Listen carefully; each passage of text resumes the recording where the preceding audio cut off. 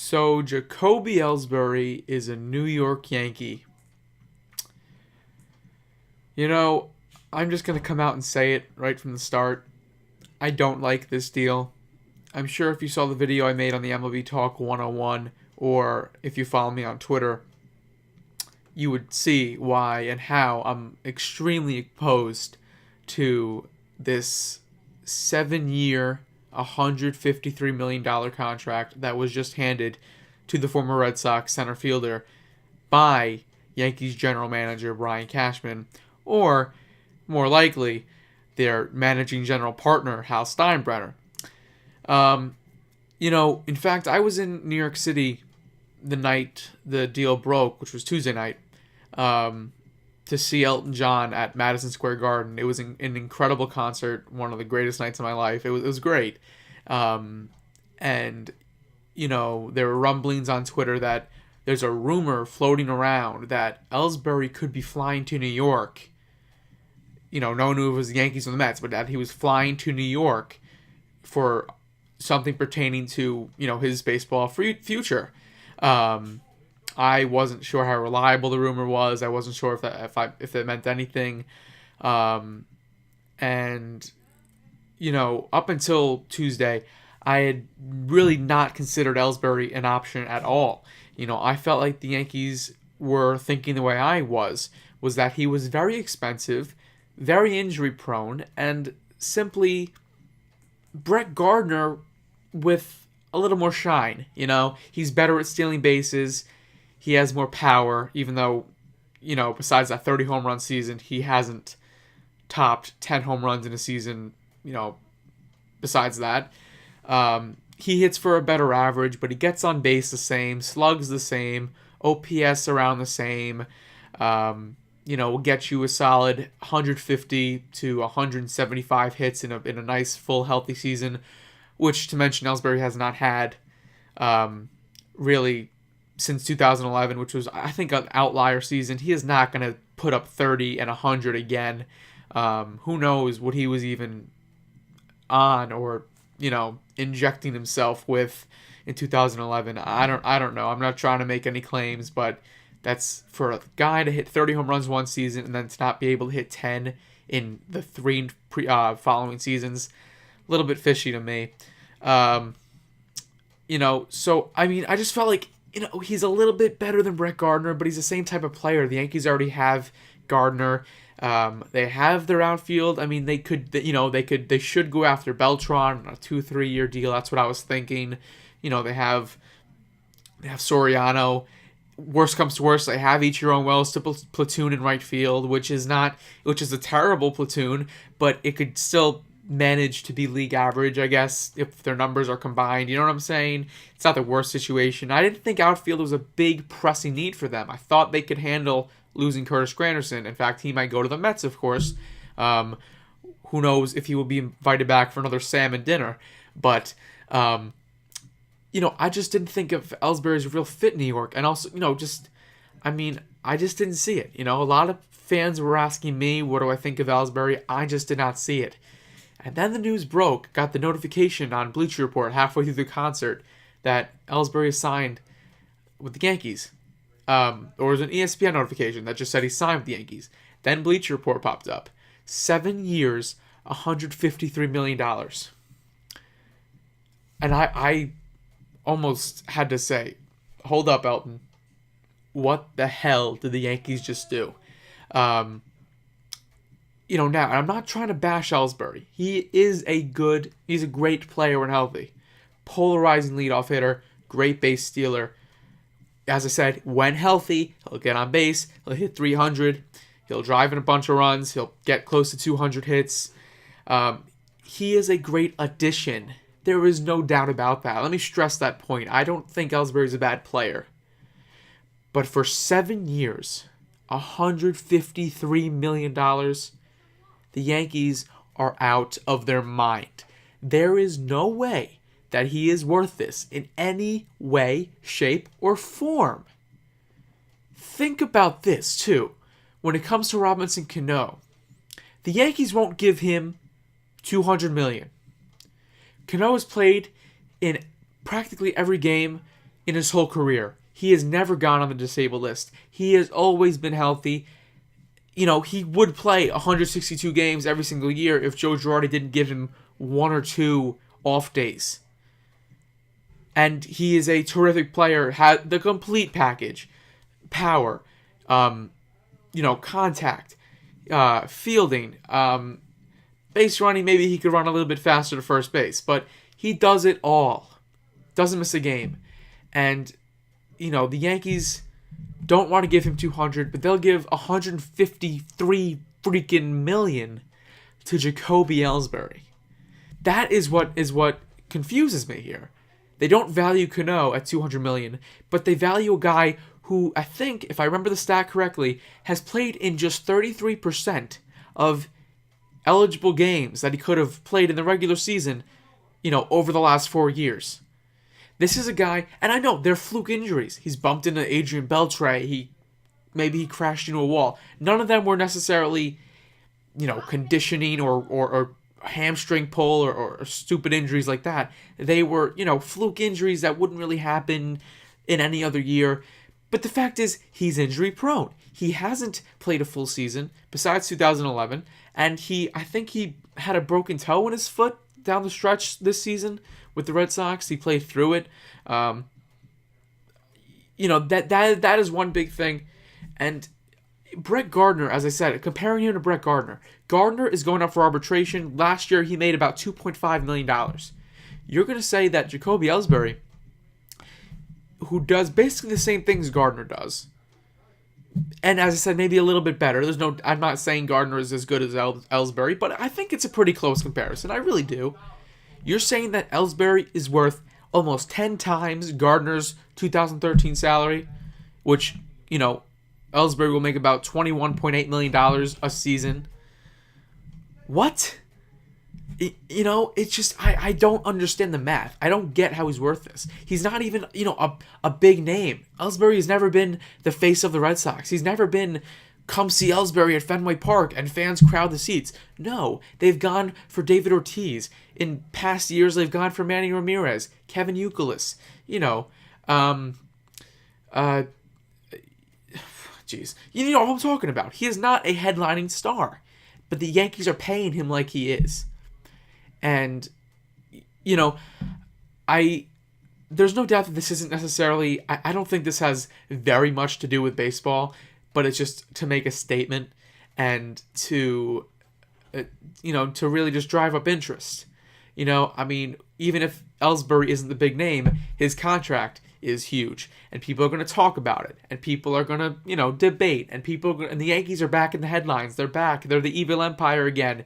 Even though they haven't really spent money in 5 years, they're the evil empire instantly after 2 free agent signings. And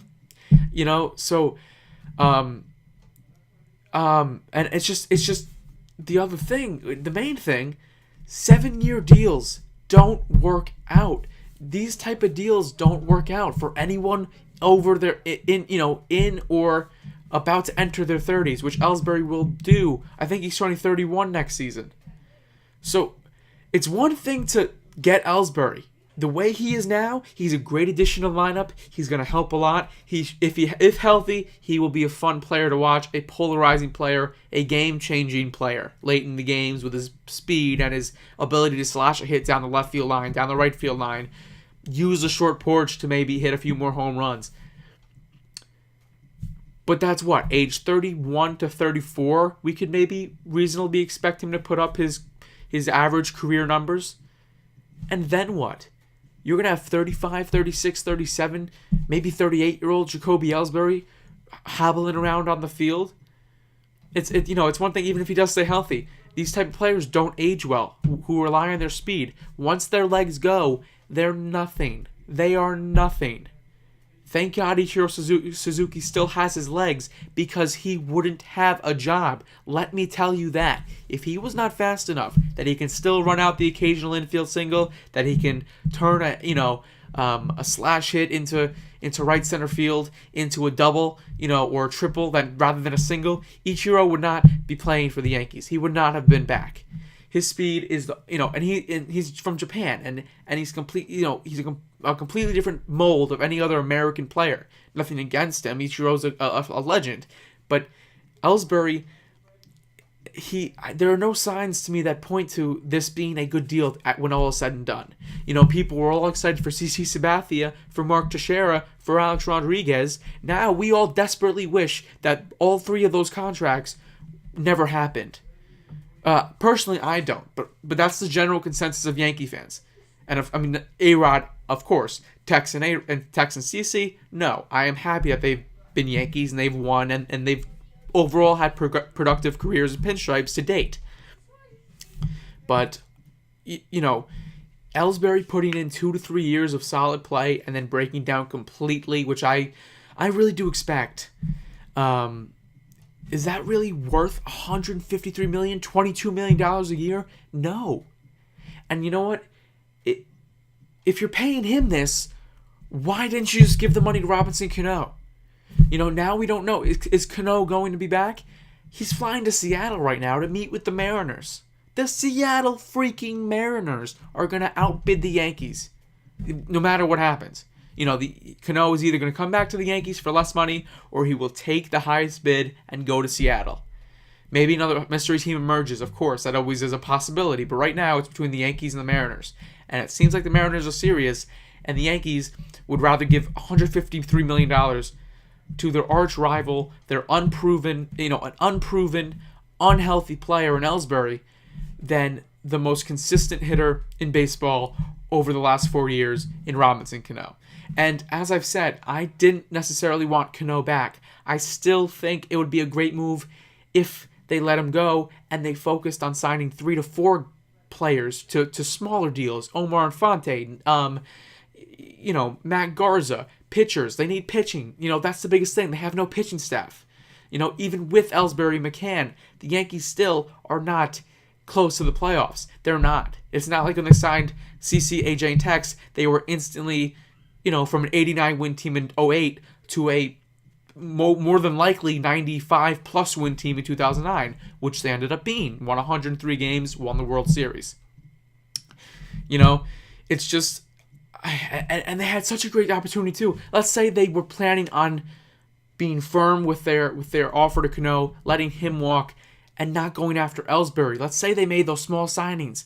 They would have been in such great shape when Teixeira's deal comes off the books in a few years, when CC's deal comes off the books, A-Rod, who knows what happens with him, when Jeter retires, when Ichiro retires. They would have such a great chance for a fresh slate, a clean slate to start over. They'll have no big contracts on their roster, really. And here they are now, making the same mistake they just made 5 years ago by signing all these players. And I don't think in this case they'll even win one championship unless they make a dramatically big move for like an ace pitcher. They have no pitching. They do not have the pitching to win a World Series. 2014, the Yankees will not win the World Series with just Ellsbury, McCann, and even if they miraculously bring back Cano. The Yankees are in a much different situation than 5 years ago, but they're treating it like it is the same exact scenario. And the Yankees, of course, it's to drive up ticket ratings. It's to drive up revenue. It's to drive up attention. The Yankees were... Who cared about the Yankees in October this year? Because you know why? They weren't playing in it. So, they're trying, but I cannot see how Jacoby Ellsbury is the answer to the Yankees' problems.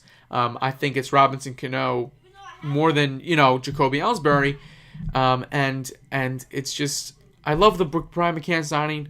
The Ellsbury signing just makes no sense to me. No sense. And I am, again, he is a great player. He will be fun to watch. I am happy to have him for 2014, 2015, and maybe 2016.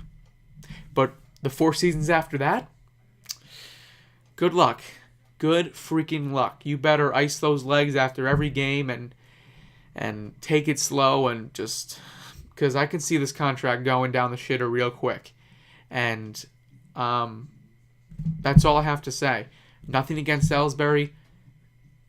He was given the money. It's not like he took it from the Yankees. I don't know what they're doing right now. I really don't. This is not how you build a championship team. And this is just, Ellsbury is not worth $22 million a year. It's that simple. And I don't know where they go from here, because there really isn't that many pitching options out there. So if Yankee fans are all riled up and excited and can't wait to get their McCann and Ellsbury jerseys and can't wait to predict that the Yankees will win the World Series next year, I wouldn't count on it. Be excited now, but come back in a week and look at the roster. And you try to tell me if this team is championship caliber, because you know what? It isn't. So thanks for watching. Welcome to the Yankees, Jacoby Ellsbury. I hope you do well. I hope the Yankees somehow find a way to bring back Robinson Cano. If we're talking about winning at all costs, I hope they find a way to get Tanaka, but that's not looking too good.